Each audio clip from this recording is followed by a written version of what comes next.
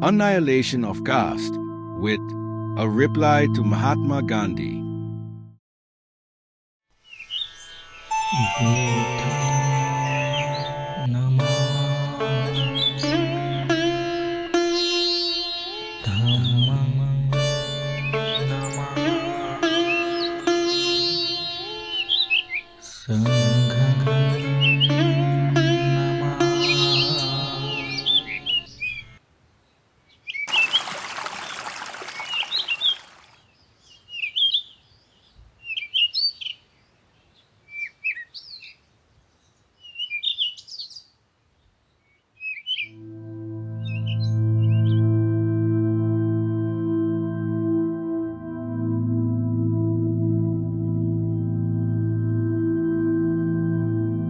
(22) Can you appeal to reason and ask the Hindus to discard caste as being contrary to reason? That raises the question, is a Hindu free to follow his reason? Manu has laid down 3 sanctions to which every Hindu must conform in the matter of his behavior. Vedah, Smriti, Sadachar, uvasy cha priyamatmanah. Here there is no place for reason to play its part. A Hindu must follow either Veda, Smriti or Sadachar. He cannot follow anything else. In the first place, how are the texts of the Vedas and Smritis to be interpreted whenever any doubt arises regarding their meaning? On this important question, the view of Manu is quite definite. He says, Yovmanit te mool hitishashya dvijar, sa sadhudya bahishkariyo nashtiko vedandikar. According to this rule, rationalism as a canon of interpreting the Vedas and Smritis is absolutely condemned. It is regarded to be as wicked as atheism, and the punishment provided for it is excommunication. Thus, where a matter is covered by the Veda or the Smriti, a Hindu cannot resort to rational thinking. Even when there is a conflict between Vedas and Smritis on matters on which they have given a positive injunction, the solution is not left to reason. When there is a conflict between two Shrutis, both are to be regarded as of equal authority. Either of them may be followed. No attempt is to be made to find out which of the two accords with reason. This is made clear by Manu. Shrutidwadham tu yatra syaptatra gharvarvudha smrita. When there is a conflict between Shruti and Smriti, the Shruti must prevail.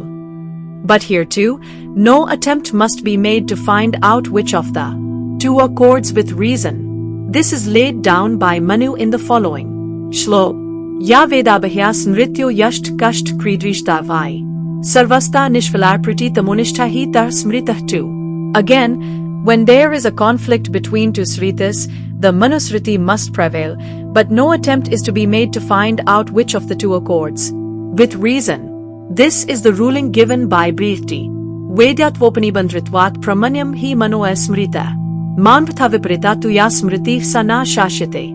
It is, therefore, clear that in any matter on which the Shrutis and Smritis have given a positive direction, a Hindu is not free to use his reasoning faculty.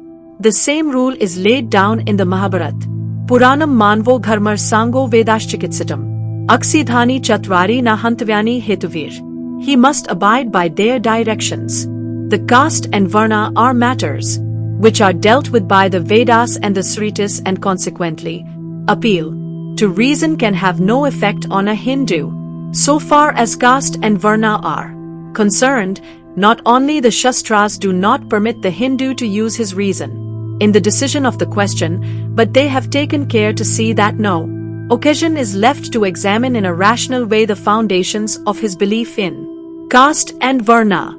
It must be a source of silent amusement to many a non-Hindu to find hundreds and thousands of Hindus breaking caste on certain occasion, such as railway journey and foreign travel, and yet endeavoring to maintain caste for the rest of their lives.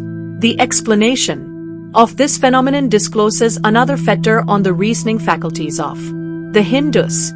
Man's life is generally habitual and unreflective. Reflective thought, in the sense of active, persistent and careful consideration of any belief or supposed form or knowledge in the light of the grounds that support it and further conclusions to which it tends, is quite rare and arises only in a situation which presents a dilemma, a crisis. Railway journeys and foreign travels are really occasion of crisis in the life of a Hindu, and it is natural to expect a Hindu to ask himself why he should maintain caste at all, if he cannot maintain it at all times.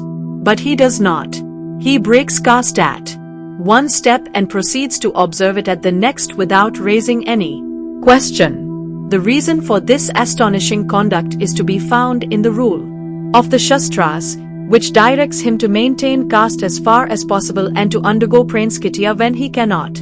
By this theory of Pd.D, the Shastras, by following a spirit of compromise, have given caste a perpetual lease of life and have smothered reflective thought which would have otherwise led to the destruction of the notion of caste.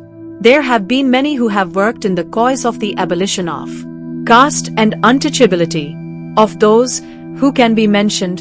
Ramanuj, Kabir and others stand out prominently. Can you appeal to the acts of these reformers and exhort the Hindus to follow them? It is true that Manu has included Sadachar, as one of the sanctions along with Shruti and Smriti. Indeed, Sadachar has been given a higher place than Shastras. Yadvacharite yen gharmya vagharmamevva, deshasyachranam nityam charitram tadvikirtatam. According to this, Sadachar, whether it is gharmya or agarmid in accordance with Shastras or contrary to Shastras, must be followed. But what is the meaning of Sadachar?